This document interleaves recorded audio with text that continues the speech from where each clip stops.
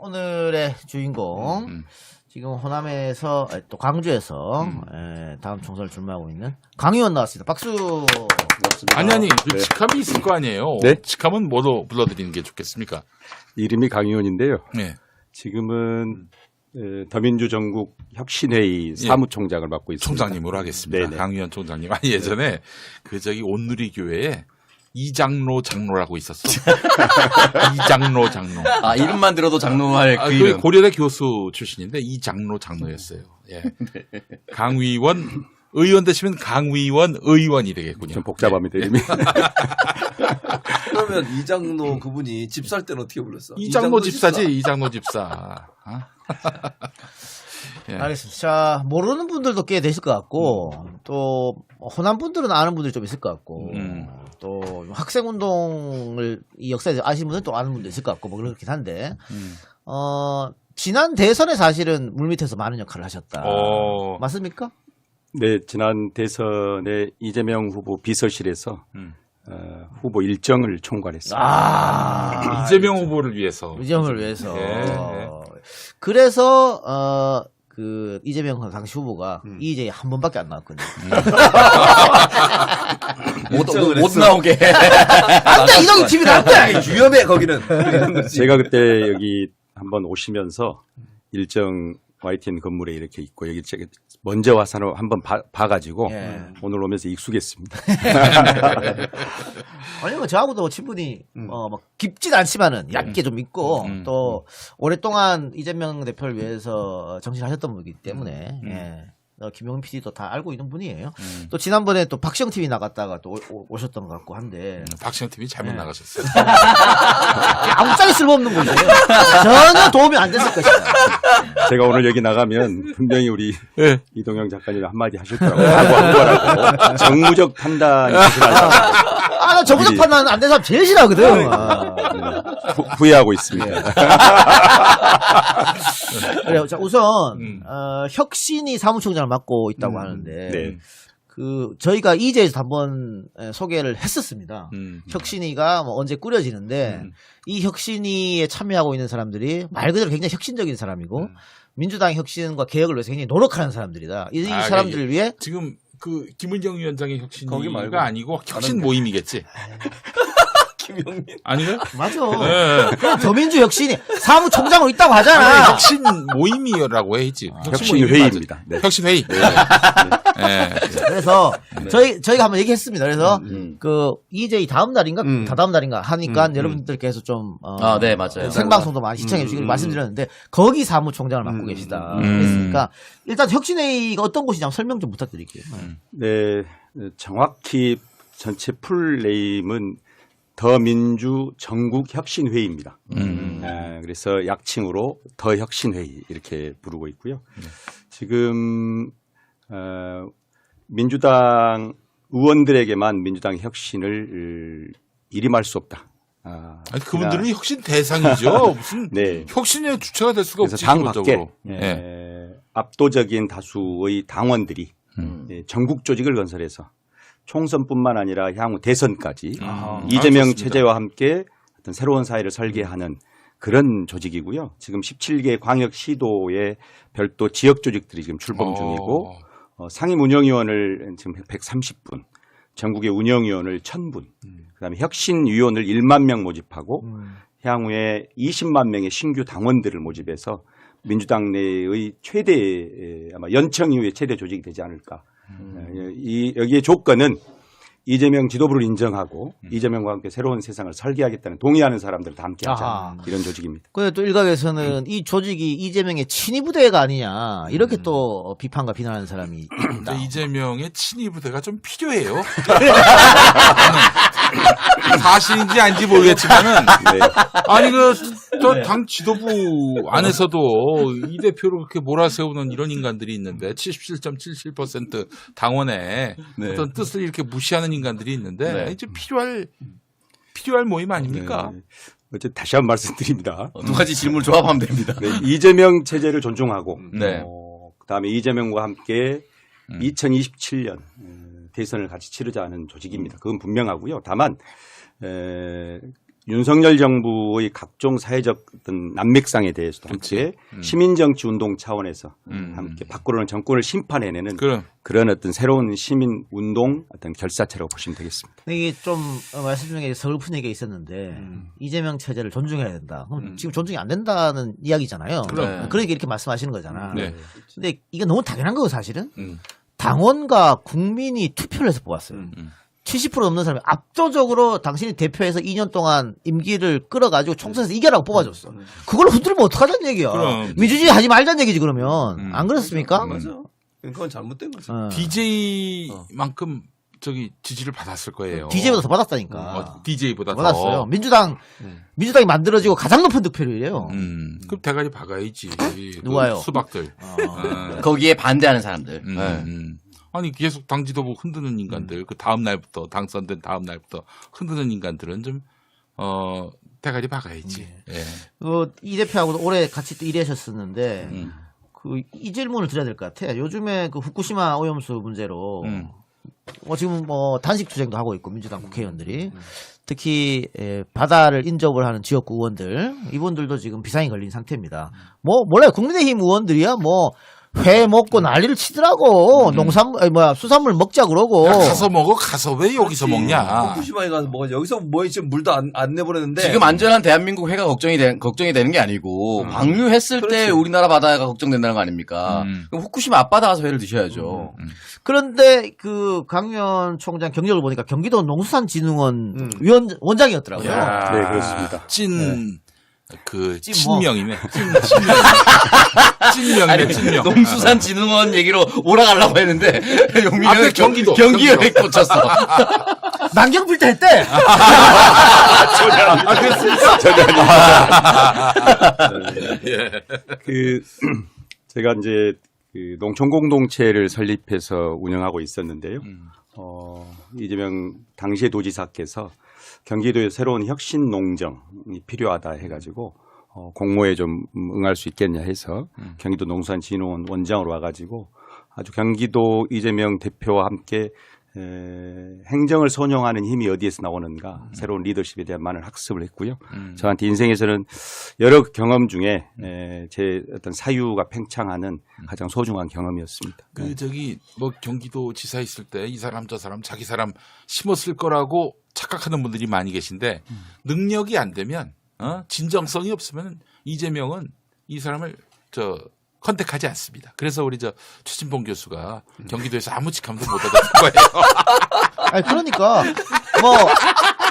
강 의원도 마찬가지고 능력본이지. 우리 평화 부시장했던 그 형 뭐야? 이재강 형. 이재강하고 이재명하고 관련도 없어요. 관련 없어. 부산에 있던 사람 관련이 있어. 능력 보고 다 그래 뽑은 거예요. 능력 보고 다 뽑았어요. 어디 간다고? 있다는 얘기야. 이재강 어디 간다고 이번에? 의정부. 김민철. 좋아요. 김민철. 다음 주엔 이재강. 내 마음대로야. 이재강이 박시영 TV 나왔는데 얼마 전에. 정부당 판결 이게 경기도 출신 정부당 판결 안 돼가지고. 다음 주에 나오면 다시 부산으로 내려가라고 하세요. 이번 주 금요일에 의정부에 평화연구소 소식이 있습니다. 맞습니다. 맞습니다. 꼭 가십니까? 네, 제가 혁신회의 사무총장이기도 하고요. 네. 또 우리 더혁신 회의의 그 상임 운영위원이기도 해서 필히 참석합니다. 그래요. 근데 이게 사실 경기도가 굉장히 독특한 도시인데 북한하고 인접해 있잖아요. 그럼. 그리고 남부 쪽에는 굉장히 발달된 대한민국에서 최고로 발달된 도시들이 밀접해 있고 인구도 많고 그런데 바다도 껴 있어. 그럼. 그리고 북쪽에 농촌도 많이 있고. 그래서 이 경기도라고 하면은 우리가 굉장히 발달된 도시만 생각하는데 그게 아니다. 그래서 농수산진흥원 위원장 역할이 굉장히 컸다. 그럼. 이런 말씀이고. 요즘 어떻습니까? 이래 지금 후쿠시마 오염수 문제로 지금은 간도 쓰긴 합니다만 그 경기도 바다를 두고 있는 많은 분들이 굉장히 걱정이 있을 것 같아요. 그렇죠. 경기도뿐만 아니라 지금 전국이 요동치고 있잖아요. 특히나 제가 이제 후쿠시마 얘기 외에도 사실은 경기도는 농민 인구가 1,400만 대비 대략 2%밖에 되지 않아요. 그래요. 그럼에도 불구하고 우리 이 대표님 체제에서는 무슨 소수임에도 불구하고 굉장히 이 농업과 수산업에 대해서 많은 지원을 했던 그래서 제가 굉장히 행복한 기관장이고 경기도에서는 그렇게 큰 산하기관이 아님에도 불구하고 네. 많은 영향을 그렇게 투입해가지고 박수를 받았죠. 잘 아시겠지만 예, 농촌 기본소득을 농도인 전남이나 경북이 아니고 예. 인구 2%밖에 되지 않는 경기도에서 사회 실험을 했다는 것은 전향적인 사건이죠. 그럼. 제가 그 농촌 기본소득의 설계자입니다. 아이고야. 예. 아, 꼭 필요한 분입니다. 꼭 필요한 아, 분이에요. 참 이정희 예. 대통령 됐으면 좋았을 텐데. 아, 양국법 이런 거 그렇잖아요. 그렇지, 당연하지. 참 안타깝네요. 아마 아니, 거의 제125 법으로 다 통과시켰을 그러니까. 겁니다. 예. 아니 이번에 대통령이 어디 그 뭐 또 모내기 한다고 뭐 쇼하러 갔는데 그 TV에 다 그거 찍었지만 한쪽에서 농민들이 시위했어요. 시위했어. 그 안 보이게 찍었어. 하려고 그거를 그냥 경찰들이 막 막 통제하고 막고 그랬지. 아유 이 포졸들 진짜 쪽팔린 줄도 몰라요. 그래놓고 저기 한동훈이 휴대전화 찾기나 하고 말이지. 야 니들이 시다발이냐? 윤석열 한동훈이 해. 근데 이 그 호남에서 여민 동락 공동체 이걸 하셨다고 하는데 이게 아마 뭐 경기도 농수산진흥원 원장 할 때 좀 많은 도움이 됐겠죠. 이런 경험이. 이건 뭔 어떤 단체예요? 여민 동락 공동체. 여민농도 공동체는 이제 농촌 공동체인데요. 백성과 더불어서 네. 즐거움을 같이 누린다 네. 뭐 이런 거 아닙니까? 맞습니다. 전남 영광의 묘량면이라는 인구 영광? 2천 네. 이낙연 지역구 아니요? 옛날. 제 고향이기도 합니다. 한평도 제 고향입니다. 2,000명 이하의 작은 면에 어떤 농촌의 소멸을 막는 아하. 농촌의 경제, 복지, 교육, 문화를 종합해서 하나의 공동체를 아래로부터 살려가는 그런 어떤 농촌 공동체인데요. 학생운동했던 동료들과 함께 사실상 새로운 투신을 그렇게 한 거죠. 근데 시골로 내려가서 이런 거 한다. 네. 이 사실 돈도 안 되거든 일단. 그럼. 네. 돈도 안 되고 봉사직이고 시골로 내려가는 것 자체가 또 본인은 좋아 살지 몰라도 아내분은 싫어할 수도 있잖아요. 동의했습니까? 제 아내가 실은 그 대구 여성인데요. 네. 박근혜 대통령 지역구 그 달성. 네, 달성군. 아내는 굉장히 당황했죠. 왜냐하면 경상도 살다가 전라도로 오는 것도 힘든 일이고 도시 생활하다가 시골로 오는 것도 힘든 일인데 우리 이 작가님 말씀처럼 돈 되는 일이 아니니까. 그래서 그럼에도 불구하고 함께 어떤 새로운 사회 모델을 좀 만들어 보자. 저는 이제 학생운동을 했기 때문에 86세대 선배들과는 또는 어떤 다른 방식의 어떤 정치적 386들은 위에서 호명받고 정치를 시작했지만 저희들은 새로운 방식으로 사회 변화를 좀 모색해보자. 이런 내면의 경쟁심을 갖고 아래로 깊이 좀 들어가자 해서 만든 공동체입니다. 이 공동체 덕분에 사실은 대표님하고 인연이 됐습니다. 이 공동체 설립 10주년 이 기념식을 할 때 당시 그때가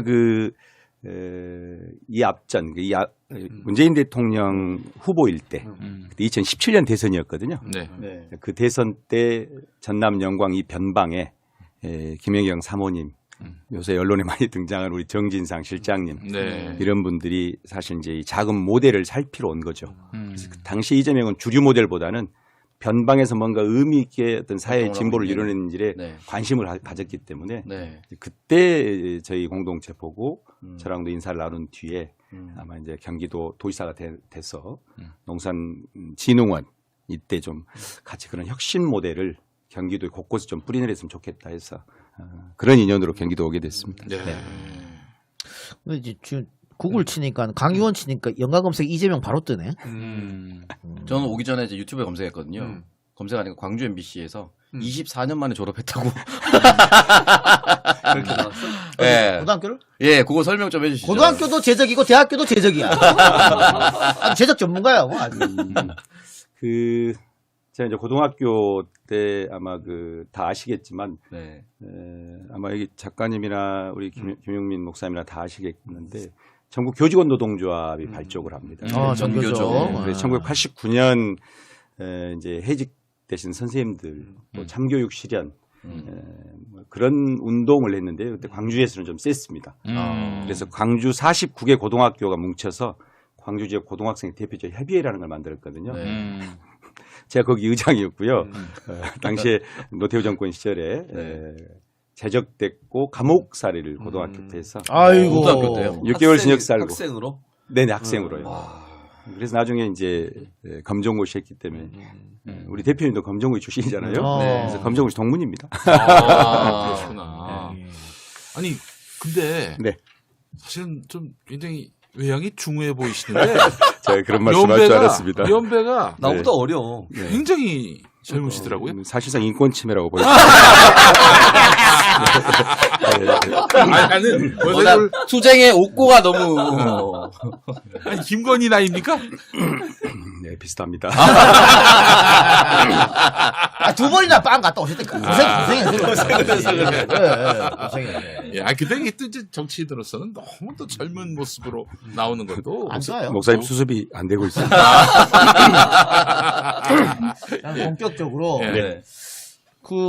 뭐 출마 준비는 뭐 오래전부터 하셨던 걸로 알고 있는데 지금 호남 쪽 또 특히 지금 현역 의원이 있잖아요. 출마하고자 하는 곳에 네. 누구지? 송갑석. 송갑석. 네. 근데 뭐 어쨌든 같이 학생 운동했던 사람이고 선배입니다. 네. 선배고 네네. 한총련 의장 앞뒤로 하지 않았나요? 전대협과 한총련의 맞대결. 그 구도가 별로 좋지 않습니다. 네, 네. 9세대와 신세대. 잘못할 사람과 잘할 사람. 그 이야기는 광고 듣고 와서 합시다. 네. 왜 그 지역을 선택했는지부터 자, 시작해서 지금 오창석 군과 김용민 목사가 광고를 읽을 때 우리 강의원 총장이 굉장히 흐뭇하면서도 이상한 눈으로 바라봤거든. 그게 이런 겁니다. 봐요. 우리는 돈에 진심이잖아. 그래서 돈 벌려고 이렇게 하는 거잖아요. 그래서 정치를 안 해요. 이런 것만 하지. 저분은 돈 안 되는 것만 했잖아. 돈 안 되는 것만 하는 사람이 정치를 해야 됩니다. 그래야 그게 공동체를 위하는 거고 공공을 위한 일을 할 수 있어요. 돈을 신경 안 쓰니까. 그래서 이번에 강연을 꼭 많이 여러분들 응원해 주시기 바라고. 여기 아까 뭐 여민 동락 공동체 같은 전남 영광에서 시작하셨는데 광주를 서구 출마를 네, 지금 서구 서구 갑입니다. 갑 지역구로 선택하신 이유는 뭐예요? 네, 많은 사람들이 그런 질문을 합니다. 네. 심지어 이제 저희들은 학생운동한 사람들은 대학에 민주동문회 같은 게 있잖아요.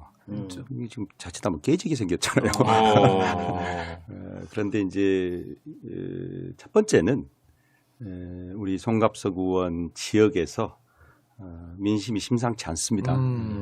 호남 특히 광주 재선의 국회의원이고 4년 전 8년 전에는 압도적 지지로 뭔가 의미 있는 김대중 위의 리더십을 구축하라고 사실 많은 시민들이 박수로 보냈는데 현재 어떤 광주는 선수들 전면 교체론이 나올 만큼 과거에 국민의당 분당했을 때 다짜고짜 다 국민의당에 표를 줬던 그런 민심 위반 상황인데 그 중심이 사실은 서구 갑에 있다라고 이제 그런 진단을 했고요.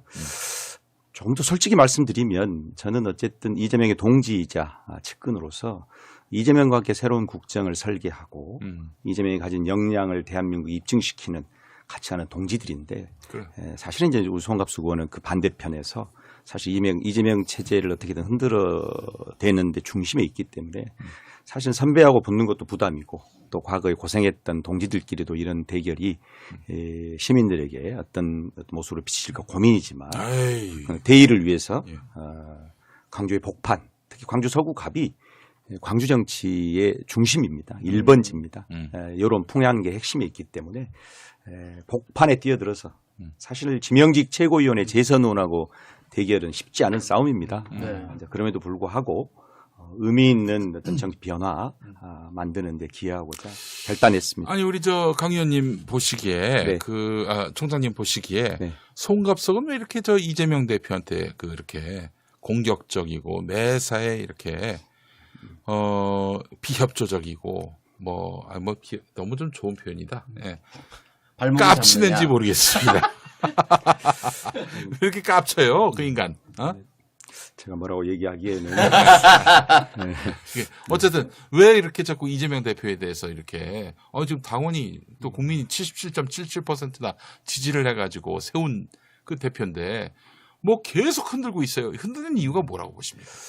뭐 정치인이 정치적 입장을 가지고 움직이는 것에 대해서는 뭐라고 할 수가 없습니다. 다만 제가 안타까운 것은 시대 정신에 대한 특히 미래 정치 방향에 대한 뭔가 통찰과 회한이 우리한테 좀 필요할 때가 아닌가. 특히 미래 권력과 관련해서는 논쟁을 할 수 있다 쳐도 현재 윤석열 정부 아래 압도적 지지로 당선된 특히 민심이자 당심의 중심에 있는 대표를 중심으로 윤석열 정부와 싸워도 모자랄 판에 그렇지. 당내에서 몇몇 의원들이 이런 리더십을 흔드는 것은 결국 싸워야 할 대상을 밖이 아닌 안으로 몰아넣으면서 뭔가 교착 상태를 불러일으키고 있기 때문에 이런 것이 좀 안타깝습니다. 그리고 특히나 호남 특히 광주의 정치인이라면 지금 저는 거적대기를 깔고라도 국회 앞에서 정권과 싸워서 맞서 싸워야지.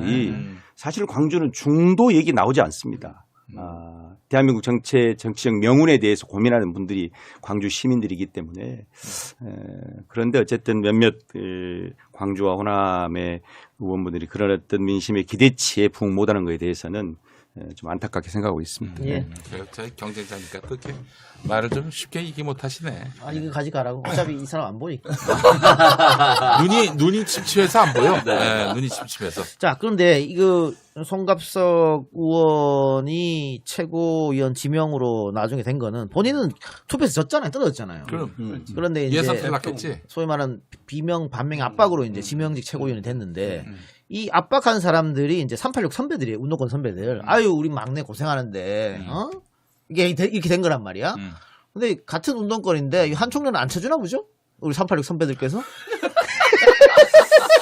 제가 여기 나간다 하니까 박시영 TV 무슨 다스베이다 특히 뭐 저 작은 안진걸 이거는 작은 안진걸 이동영 작가를 경계해야 된다. 센 방송이다. 거기에 김영민 목사님 더 세다. 그래서 저는 뭐 이런 얘기 좀 편하게 말씀드리면 실력으로 낙선한 자리를 제안한다 하더라도 저는 양보할 것 같습니다. 제가 누구를 공격함이 아니고 저는 그때 당대표께 반대했습니다. 끝까지. 이거는 광주 민심 위반되는 일이고 아무리 정치적 협박, 특히 체포 동의안 문제로 그렇게 정치적 거래를 한다 해도 이것은 우리가 절대 받아줄 수 없는 안이다 했는데 당 내부에 아주 구체적인 상황은 잘 모르겠지만 그런 일이 생겼죠. 저는 호남이 이런 방식으로 지도부를 구축하는데 좀 우리가 조금 자존감이 떨어졌다 이런 생각이 들었습니다. 그 지난 지방선거 때 그 광주시당위원장이었어요. 송갑석이 지방선거 때. 그 당시에 그 내부에서 말들이 많았습니다. 그 당시 그 광주 경실련에서도 송갑석 위원장이 전횡을 일삼았다 이런 비난도 나왔고요. 그걸 뭐라고 얘기해? 네. 그거 혼자 얘기 혼자. 그래요. 모르는 분들이 있을 거예요. 그러니까 혼자 얘기하라 혼자. 네. 모르는 사람이 있을 제가 얘기한 거예요. 여러 번 제가 부탁을 드렸는데요. 가능하면 이제 여기서 송갑석 의원 얘기는 조금만 하고 제 정치적 비전을 많이 물어봐달라. 동네에 가면 좀 야박한 사람들 모르는 분들이 있어서 내가 얘기하는 거예요. 그래서 뭐 지난번 대선 때 그러니까 이낙연 후보 캠프에 있었던 사람들이 나중에 경선이 끝나고도 대선 때 이재명을 제대로 서포트하지 않았다. 그런 얘기가 많았잖아요. 그래서 여러 가지 패배 원인 중에 하나가 그거다 그런 얘기도 있었어요. 근데 이제 우리 강의원 총장 같은 경우에는 뭐 이재명 캠프 핵심 인사였기 때문에 열심히 안 하면 안 되지. 열심히 안 하면 빵 갈 뻔했어. 아니 지금 전국 어디서나 아주 민주당원들의 원성이 자자해요. 제발 좀 당대표를 지켜라. 이재명이 싫더라도 지금 윤석열 한동훈이가 이재명 죽이려고 하는 이유가 뭐냐? 민주당 말살하려고 하는 거 아니냐? 그래서 대선 때도 뭐 캠프 핵심 인사로서 이재명 후보 옆에서 활동을 했으니까 또 답답했을 경우가 좀 있었을 것 같아요. 제가 일정 총괄을 했는데요. 일정 총괄이 욕빠집니다. 왜 안 와 여기는? 뭐 그렇습니다. 적어도 한 현역 의원 10명과 대판 싸웠던 것 같고요. 싸우고 나면 꼭 후보님한테 전화해가지고 그 일정 총괄하고 싸웠다. 후보님이 다시 전화합니다. 혹시 무슨 일로 싸웠냐. 그런데 왜냐하면 자기 지역에 오라는 것도 있고 또 동시에 일정을 짤 때 미리 상의 안 했다. 뭐 이런 것도 있고. 하여튼 개인적으로는 그런 어떤 뭐 좋은 경험이었지만 다시 하라면 절대 일정은 안 한다. 예. 그래서 어디 가서도 말씀드렸는데 문재인 대통령 때 일정 청구를 윤건영 의원이 했었거든요. 근데 그때도 그러시더라고요. 제가 너무 힘들다 했더니 이 후보님은 더 화를 많이 낼 줄 알았더니 와서 보니 저렇게 화를 안 내고 조금 내고 문재인 대통령은 엄청 화를 더 냈대요. 그래서 그것 때문에 위로가 됐는데요. 대선 때 다른 부분에서 저희들이 안타까웠던 게 아니라 지역에서 계속 보고가 들어오잖아요. 문자를 잘 보내지 않는다. 현수막이 제대로 안 붙어있다. 당원들이 항의, 네. 지지자들이 항의. 얼마나 답답했으면. 그렇지. 눈물 나는 일이었죠. 왜냐하면 저희는 저도 이제 대선 때 이빨이 하나 부러지고 아이고. 대선 끝나고 이 세 개가 다 지금 신경 치료 중인데 잇몸에 구멍이 날 만큼. 허허. 그런데 저희는 100% 이런 리더가 대통령이 되지 못한다는 것은 상상할 수 없는 일이었습니다. 지금도 그것이 가장 안타깝습니다.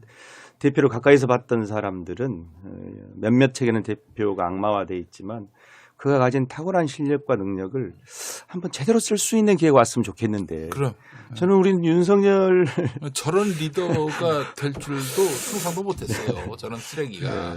어떤 뭐 그런 게 좀 조금만 더 그래서 저희들이 후보 곁에서 가까이 모셨던 사람들이 1시간 덜 자고 현장에 한 번만 더 가고 했더라면 그 작은 표 차이 넘어설 수 있지 않았을까 하는 갑자기 네, 지난 그 대선 때 말이죠. 우리가 지금 수박이라고 지목하는 인간들, 그 인간들. 잠시만. 예. 지금 눈물 터지려. 왜 그걸 막아? 이 방송 못해 진짜. 터질라 그래. 터졌으면 상이 봐. 지금 눈물이 그썩그썩하잖아 지금.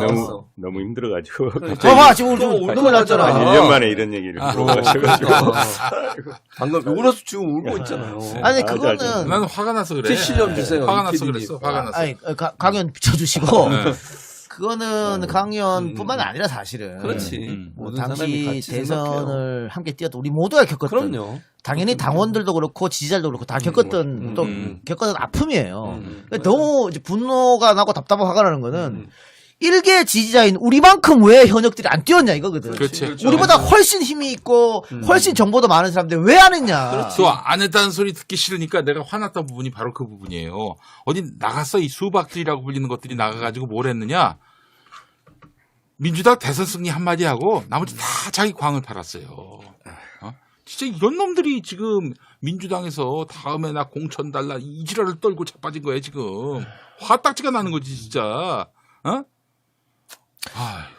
그러니까 제가 대선 때 사실 강현 총장하고 여러 차례 이제 만날 기회는 있었는데 다 무산됐던 이유가 뭐 저도 저지만 스케줄이 뭐 저녁에 9시에 만나기로 해도 터져. 뭐 어떻게 또 가야 돼 그러면. 그럼. 그래 계속 무산됐거든요. 근데 그게 그런 거예요. 밤이 10시든 11시든 문제가 터지면 가서 해야 되고 아니면 새로운 거를 내일 아침에 새벽에 뭐가 있으면 또 만들어야 되고 그렇지. 내가 잠 한숨 안 자면 될 거 아니야. 내가 술 한잔 안 먹으면 될 거거든. 그걸 못했다는 게 안타까운 거지. 딴 놈들은 그걸 안 했다는 거지. 그래서 아마 지금 눈물을 흘리셨던 것 같아요. 예. 알겠어. 자, 그러면은 광고 듣고 와서 우리 또, 마무리 발언 또 듣도록 하겠습니다. 박시영 TV에서는 이런 감동을 못 뽑아내요. 저니까 뽑아내는 겁니다. 예, 정부적 판단을 다음 잘하시기 바라고. 아까 잠깐 얘기했던 그 이재명의 리더십. 이런 리더십을 갖고 있는 사람이 대통령이 됐어야 됐나 뭐 안타깝다고 말씀해 주셨는데, 이제 함께 일을 하셨으니까 오랫동안. 이재명의 리더십으로부터 배운 거. 그리고 내가 그 배운 리더십을 이제 국회의원 될 거 아니에요. 됐을 때 어떻게 국회의원도 리더라고 볼 수 그럼, 있잖아요. 그럼. 어떻게 활용할 것인가. 그런 보관도 나름 있을 것 같아요. 네, 대표님은 잘 아시겠지만 경기도 행정에 공정국을 세우고 노동국을 새롭게 세우신 그렇지. 분입니다. 예. 공정과 관련해서는 아마 소년공 시절부터 그 불공정 체제에 대한 희생양이었기 때문에 아마 불평등 문제에 대해서는 가장 강력하고 단호한 계획이 있으신 분이었거든요. 노동경찰. 맞습니다. 예. 네. 그 이제 특사경이라고 경기도에서 네, 맞습니다.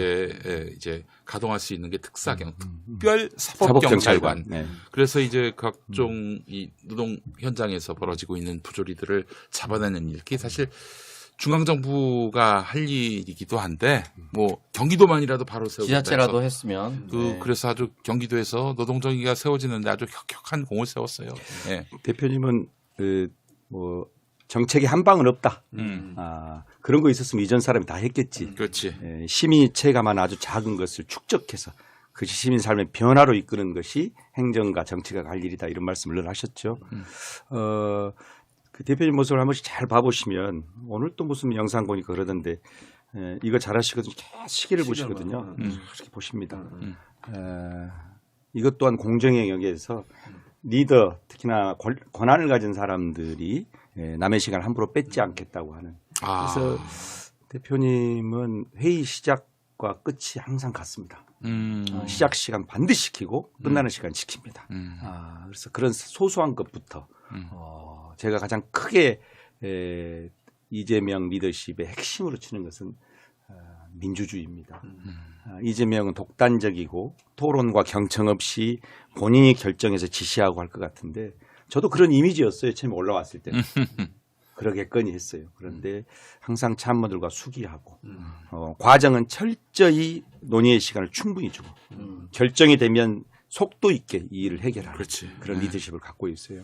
대표님 방에 가면 항상 서류가 하나도 없었습니다. 집무실에 가면. 왜 서류가 없냐고 물었더니 당일 결제로 모든 결제 다 끝내기 때문입니다. 대표 지사의 결제가 하루 늦으면 저 북부의 구급 공무원은 6개월 뒤에 그 공무원을 받을 수 있다. 그래서 행정처리 속도를 강조하셨고 수기는 길게 하되 결정된 거에 대해서는 신속하게. 그래서 참 많이 배웠어요. 이렇게 간부회의 때도 보면 자료를 이렇게 들고 오는데 보통은 리더들이 잔소리 길게 하고 실속 있는 회의 안 하고 끝나는 경우도 있거든요. 근데 거기에 포스트잇을 하나하나 다 붙여갖고 왔길래 제가 앞에서 세 번째 앉으니까 자리 쳐다봤어요. 밤새 읽고 온 겁니다. 그래서 회의에 속도를 냅니다. 불필요한 것은 그냥 다 봤다 밤에. 고생했다. 질문을 쭉 하시고. 그래서 야 저렇게 보통 저도 기관장을 여러 군데서 해보지만 그렇게 섬세하게 못하거든요. 간부들이 많이 의존하는데도. 그래서 민주주의자를 넘어서 저는 학습하는 리더였기 때문에 저희들이 오죽하면 참모들이 잠 좀 주무시라 했겠어요. 하여튼 그런 많은 면을 보았고요. 저는 전국 곳곳에 다니면서 왜 이 점이 싫냐 이렇게 물어보면 이유가 별로 없더라고요. 그냥 싫어 그래요. 이미지 때문에 그래서 악마화된 이미지 때문에. 그것을 깨는데 사실은 여기저기 강연 요청이 많이 있어요. 가서 이재명 리더십의 본질이 무엇인가를 설명하기도 하고 지금 요새 지역위원회도 강의를 그렇게 다니고 있습니다. 그 윤석열은 계속 검사에서 높은 직 한 번 있었잖아요. 그러면 아랫사람이 보고를 어떻게 하냐면 이만큼 보고서를 주고 제일 위에 요약본을 줍니다. A4 용지 한 장으로 요약을 해줘요. 이것만 읽으면 돼. 검사장, 중앙지검장, 검찰총장 이거 한 장만 읽으면 돼요.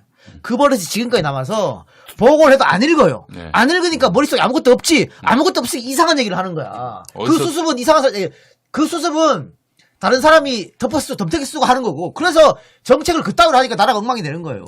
그것도 그 앞에 A4 두 장 되면은 대노한다? 한 장으로 한 장으로 해야 돼, 한 장으로. 아무리 복잡한 사건도 한 장으로 다. 한 장 이상 쓰면 혼낼 것 같은데. 이재명 밤새서 다 외우고 온다잖아요. 이게 DJ와 노무현 대통령이 했던 거거든.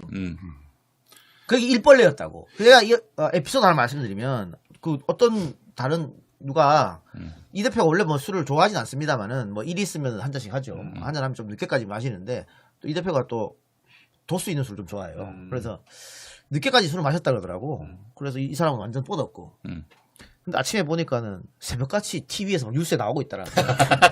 깜짝 놀랐다는 거지.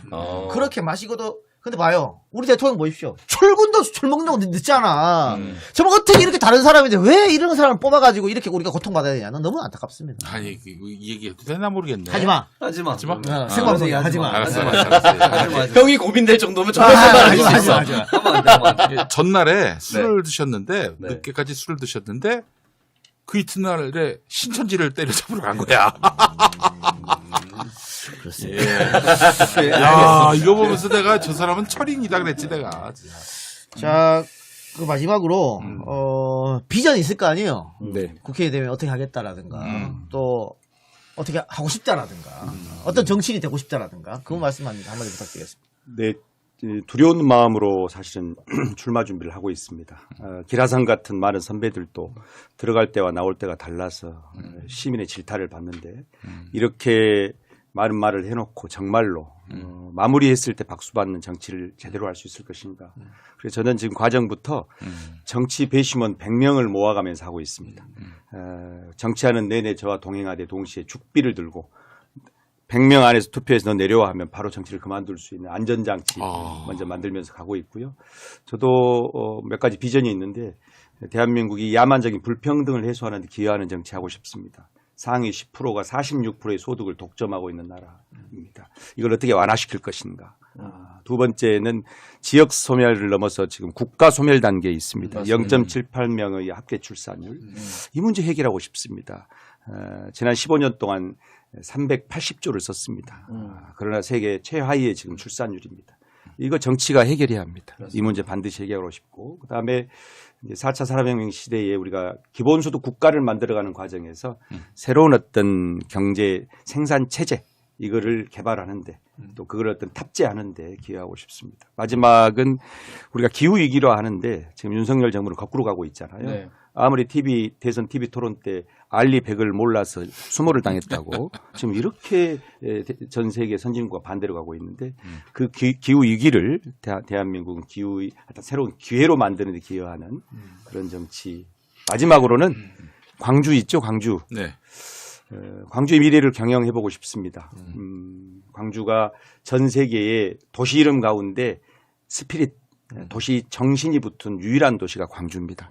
광주는 광주 정신이라는 말이 있는데 뭐 다른 도시 치면 정신 요양원 나옵니다. 네. 이런 어떤 광주의 차별적 정체성을 도시의 무기로 삼아서 미래 광주에 한 30년 먹거리를 만드는 그런 어떤 광주를 설계하는 데 기여하고 싶다. 그게 제가 국회로 가려고 하는 이유이기도 합니다. 아, 역시 한 총련 의장 출신이어서 청산 유수이 말이에요. 잘못하면 말만 번들한 사람 됩니다.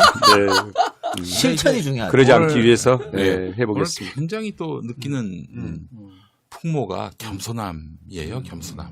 예.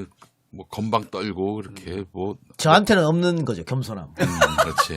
겸손함이 너무 절절히 느껴지고 그게 그 단어를 못 배웠을 거야. 꾸며낸 게 아니라 진심에서 우러나오는. 인생에 저 겸손이란 말이 없어.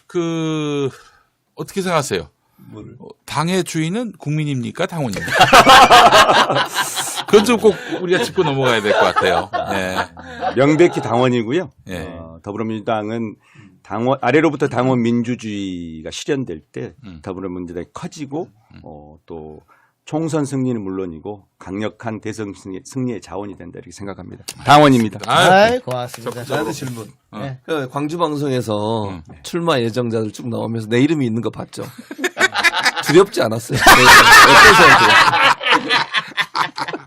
네, 좀 오보라고 알았습니다. 이게 제가 볼 때는 이동영 TV의 힘이구나. 그러니까. 이렇게 언급이 되면 기자들이 확인도 없이 후보로 띄워주고 그래서 하여튼 많은 기대 갖고 나왔습니다. 네, 좋았습니다. 제설에서 컷오프 제가 송갑석은 컷오프 못 시켜도 최진봉은 시킬 수 있어요. 근데 우리 어머님은 그 옆에 살아요. 그래, 그러신 것 야행자 같아요. 지역구에. 네. 그럼 굴러가요. 글로 가라고? 네. 컷오프라며. 아, 여기는 컷오프. 아니. 양양자는 되지. 뭔 양양자는. 소리야. 한국의 희망 양양자 이런 거 붙어요. 네. 아니 광주에서 인기 좋으시죠? 아이, 그럼요. 항상 지지 연설 해줄게요. 아유, 돈 달라 그럽니다. 출연료 받아, 출연료. 그러니까 광주니까 출장비까지 받아야지. 우리랑 비유를 계산하거든요. 거밥이 안 줍니까? 거밥이! 줄 때까지 안 올라가. 오늘, 강현님, 이제 첫 출연인데, 또, 선거, 막판에, 선거 다가오면, 이제 또 마지막에, 다시 한번 부를 테니까, 그때 잠바 입고, 네. 오셔서, 아, 그 시즌에 오는군요, 이제. 잠바 입으시죠, 저. 왜 옛날 생각납니까? 아니요, 아니야. 정말 이거 겉만 번지른 입만 번지른 애들 떨어집니다. 이렇게 떨어져요. 네. 아니 당의 주인이 당원임을 경선 결과로 입증해 주십시오. 예, 고맙습니다. 부탁드리겠습니다. 아, 좋은 말이네. 네. 아, 좋았습니다. 네.